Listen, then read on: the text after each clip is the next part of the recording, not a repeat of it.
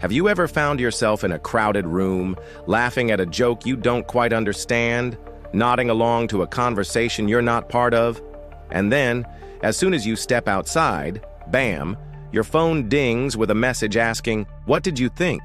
And all you can muster is a confused, "Huh?" If this sounds familiar, you're not alone. We've all been there, caught off guard by our surroundings, unsure how to respond. And that strange disconnect is because we were elsewhere, lost in the world within our heads. See, even when we're physically present, our minds can wander to distant places, revisiting old memories, pondering future possibilities, or dissecting every detail of a recent interaction. And as those thoughts race around, we often find ourselves drifting mentally. It's like being stuck in slow motion, fully present, but emotionally checked out. But here's the intriguing twist. Turns out not everyone experiences this inner turmoil, this internal monologue, this constant stream of consciousness. In fact, a substantial number of people report that their minds stay remarkably silent, free from the chatter and noise that fills the minds of others. So what gives? What makes some of us prone to this internal maelstrom, while others navigate life with an almost eerie sense of calm? Welcome to our journey into the silent symphony of the mind. Today we're diving into the fascinating question, do all people have an inner voice? We'll explore the science behind inner speech, uncover the reasons why some minds are chatty and others eerily silent, and reveal the surprising ways this inner dialogue shapes our thoughts and actions. It's time to embark on a journey that will change the way you view your mind forever. Are you ready? Let's dive in. First, let's talk about that little voice inside your head, the one that never seems to shut up. It's always there, narrating your actions, replaying conversations, and making sure you don't forget that grocery list. This constant internal dialogue is what psychologists refer to as inner speech, and it's something many of us take for granted. We assume everyone experiences this internal chatter, but the truth is far more intriguing. Research suggests that the volume of inner speech varies greatly from person to person. In fact, a significant number of individuals report having very little or no inner voice at all. When we examine this phenomenon closely, we start to uncover a surprising truth. The way we think is not a one-size-fits-all experience. Some of us mentally waltz through life, lost in a world of words, while others stroll along a path illuminated only by flashes of insight and intuition. And yes, some people truly have an inner voice that won't shut up. So how common is this internal cacophony? Studies show that roughly 30 to 50% of us experience frequent inner speech, meaning that little voice keeps us company most of the time. Another 20 to 30% report hearing that inner voice rarely or never. The remaining folks fall somewhere in between, sometimes thinking in words, sometimes relying on images or gut feelings.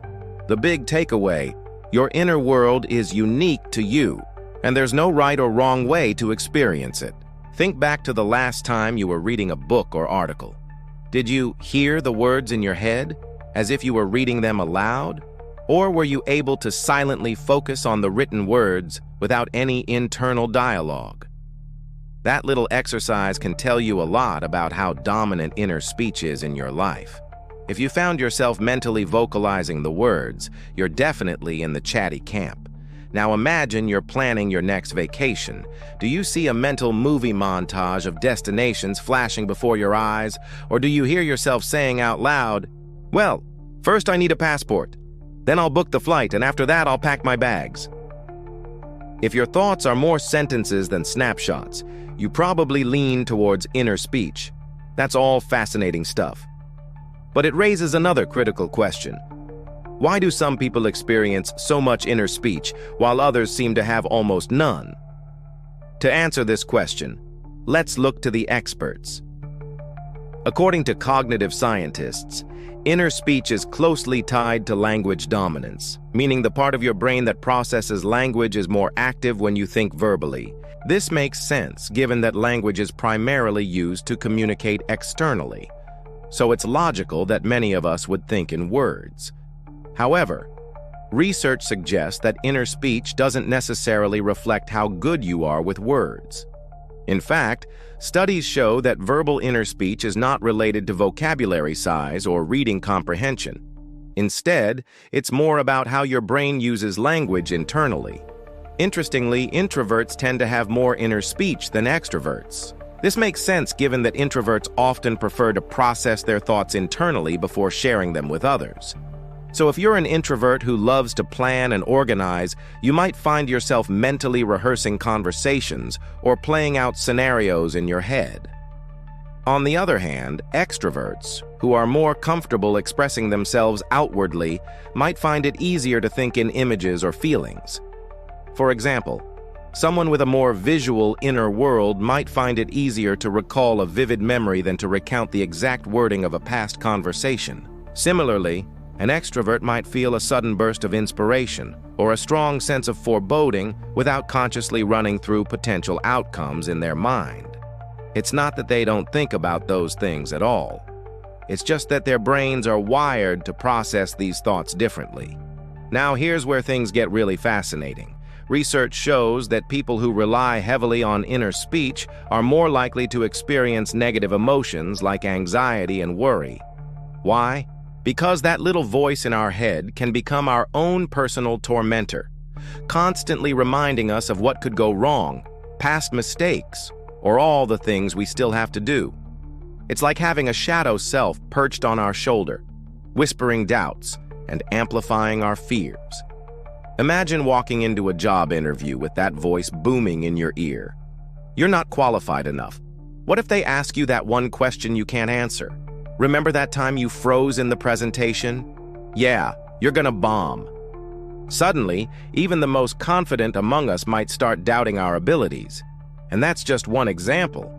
Inner speech can turn toxic in countless situations, turning simple interactions into stressful battles with our inner demons. In contrast, people who think visually or intuitively are less likely to dwell on negative thoughts and more likely to bounce back quickly from setbacks. Their resilience stems from a quiet mind that doesn't amplify every potential disaster or critique. They are able to learn from setbacks without getting bogged down by the endless what-ifs that plague those with a constant inner voice. But don't worry, it's not the end of the world if your inner voice is always going. There are ways to quiet the chaos and bring some peace to your mental world. Mindfulness practices like meditation, deep breathing exercises, and yoga can help you tune out the background noise and focus on the present moment. These practices train your brain to observe thoughts without judgment, allowing you to distance yourself from the internal chatter. By externalizing your thoughts through journaling, writing lists, or talking things out, you release the pressure of keeping everything in your head. This can be a huge relief when you've got a million things on your plate and that inner voice won't stop yammering. Even scheduled mental breaks can make a big difference. Taking time to sit quietly, go for a walk without music, or simply stare out the window can give your mind the space it needs to recharge. These moments of solitude allow you to reconnect with your inner self without the distraction of external stimuli or internal dialogue. So remember, whether your mind is filled with constant chatter or peaceful quiet, it's a reflection of your unique brain wiring.